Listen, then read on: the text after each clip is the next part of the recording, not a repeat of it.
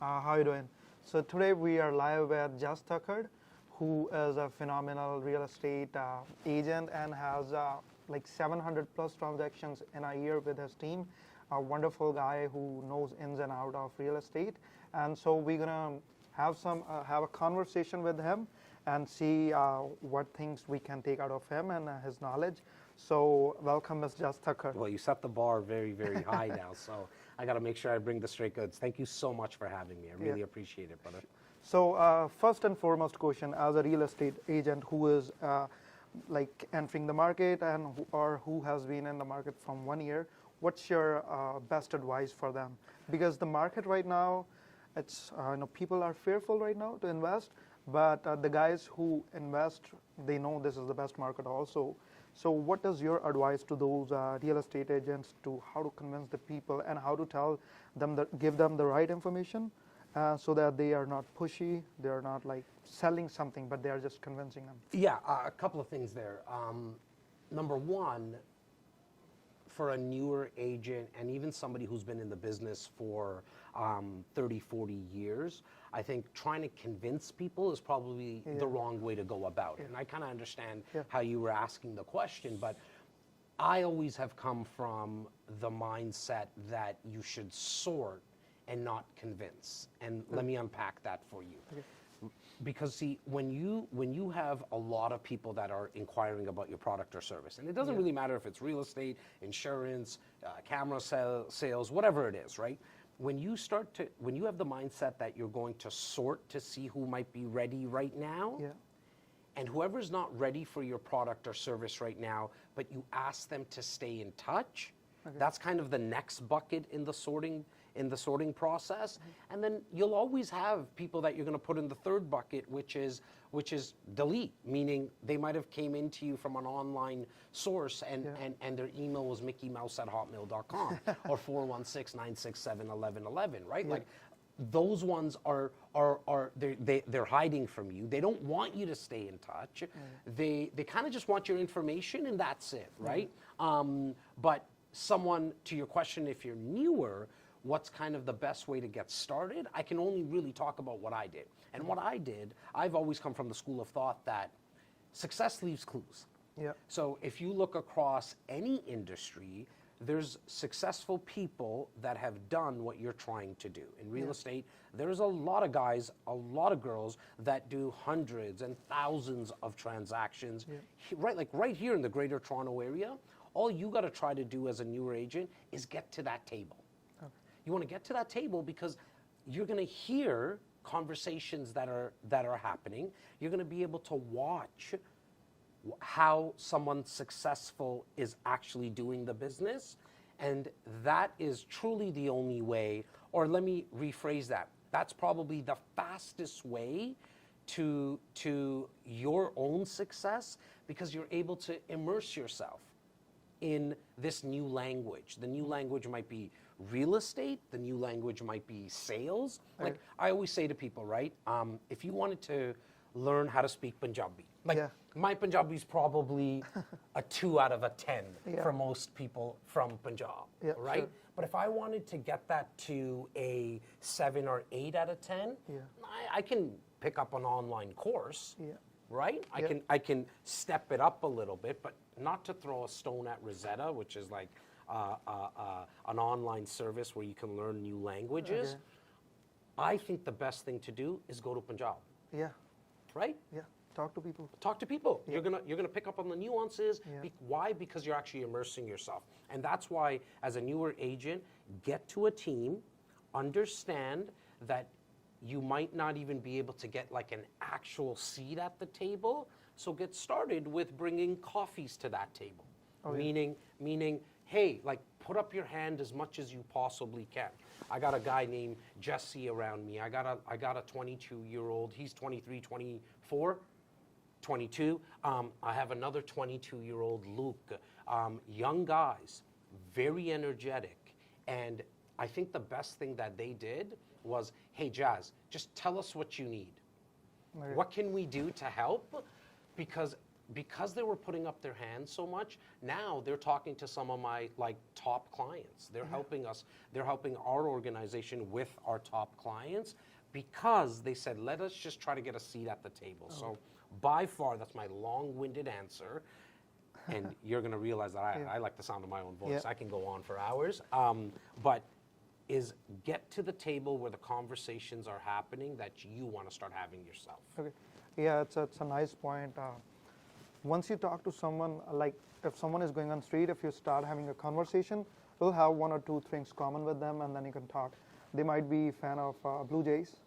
They might be a fan of some other team that you are a fan as well, or maybe they're a fan of Joe Rogan, or maybe they're a fan of Jas Takhar, right?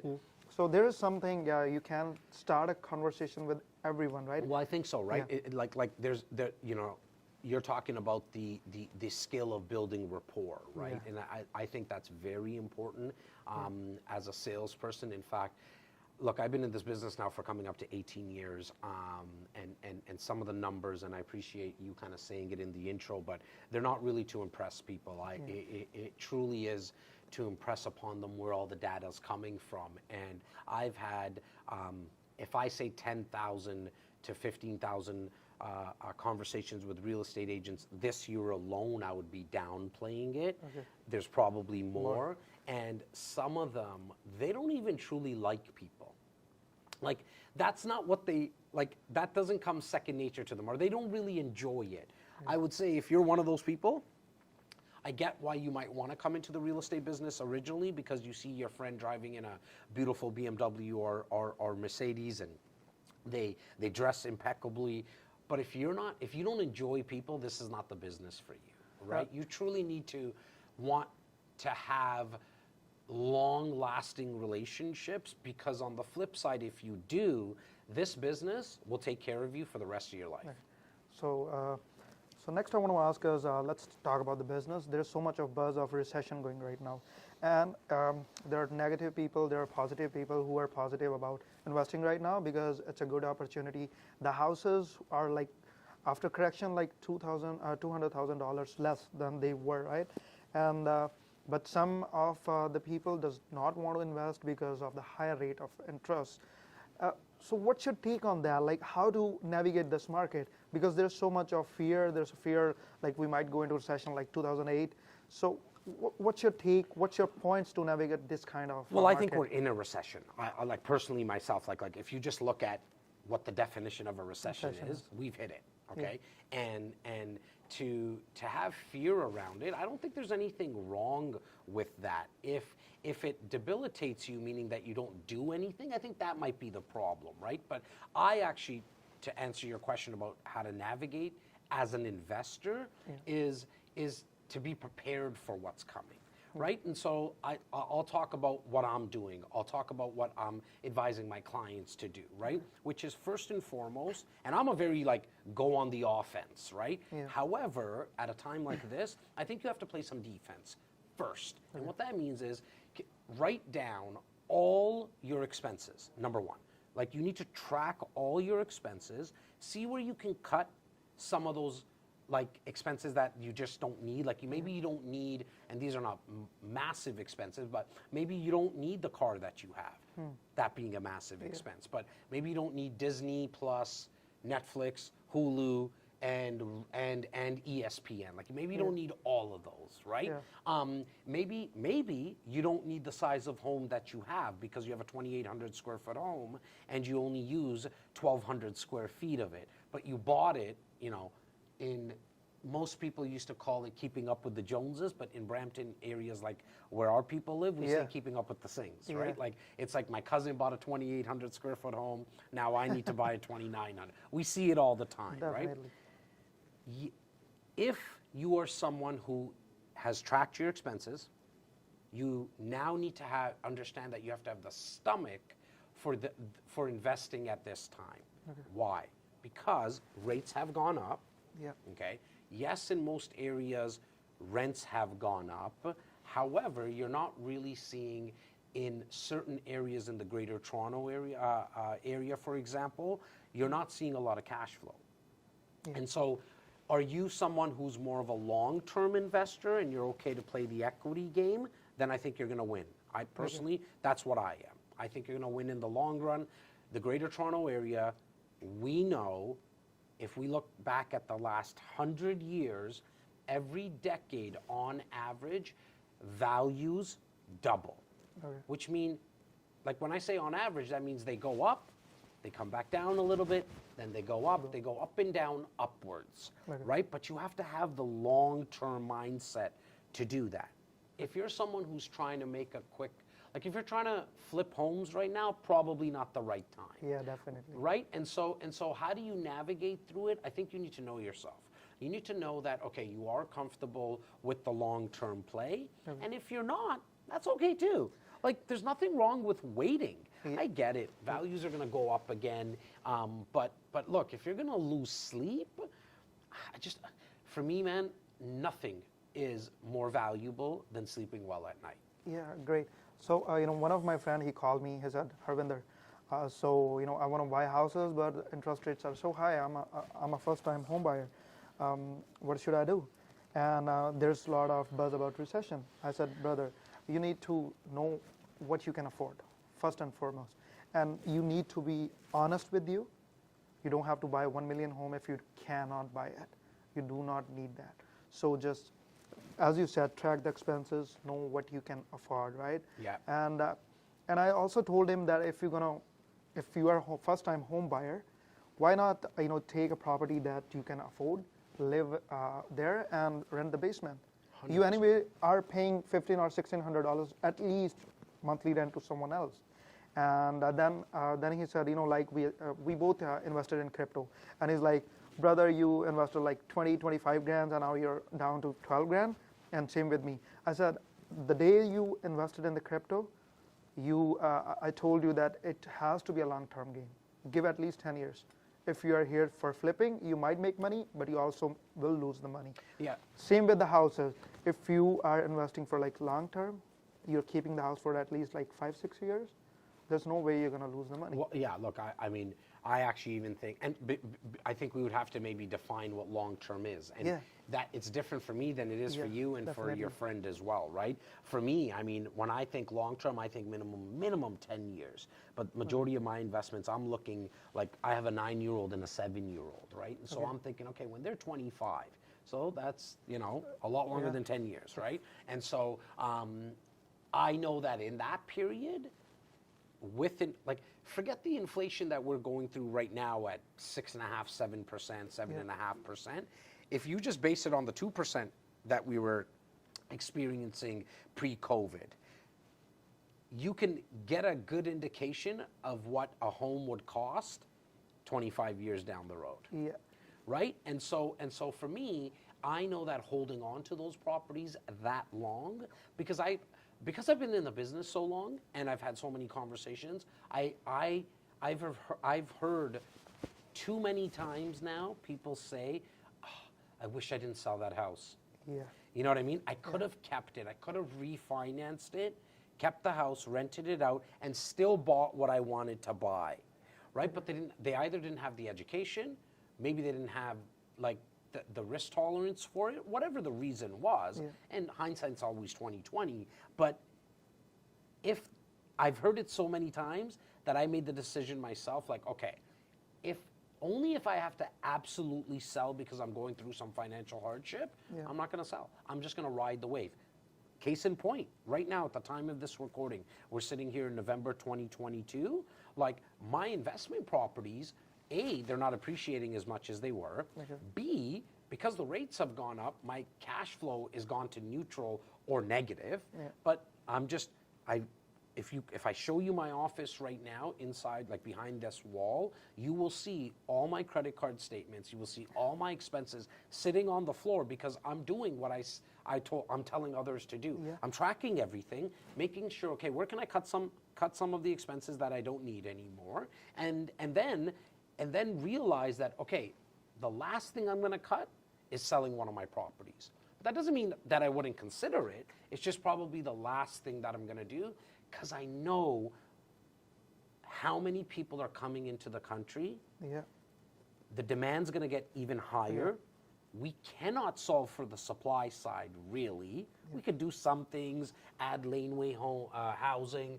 You can take off some of the restriction on the green belt. But other than that, in the GTA, we're on this real estate island. South of us, we have the lake. We haven't figured out what Dubai has, which has allowed us to build on water. The northern part of the Greater Toronto Area has this greenbelt legislation. And so we're on this island, but yet people want to live here.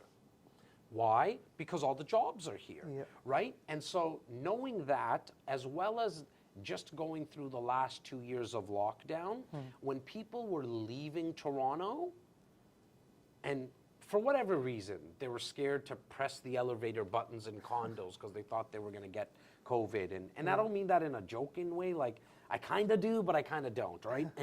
But people were rushing to leave because they said, well, I don't need to be at the office. I can live everywhere.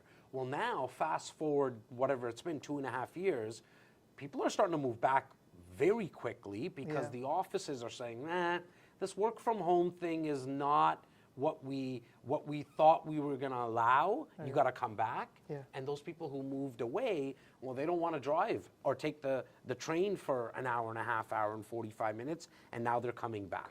Same thing happened if you look at New York. All these people left Florida.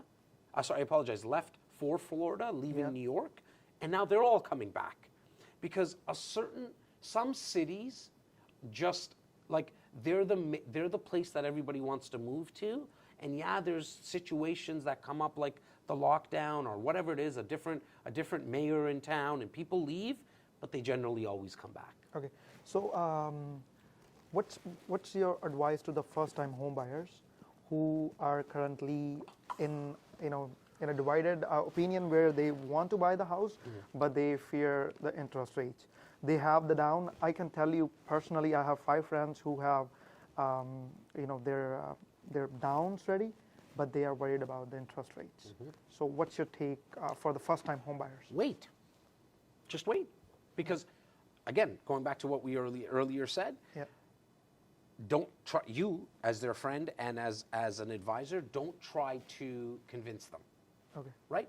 If they're already fearful, then I would tell them, just wait. Rates will come down at some point. But what they need to understand is that values are going to go up very quickly. See, the only way that values come down is that rates go up.